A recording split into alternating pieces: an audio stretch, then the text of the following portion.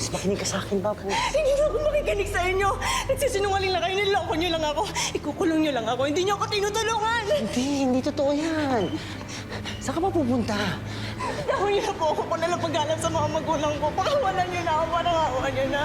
Oh, makinig ka sa akin. Wala ka nang pupuntahan, ha? Wala ka nang pupuntahan.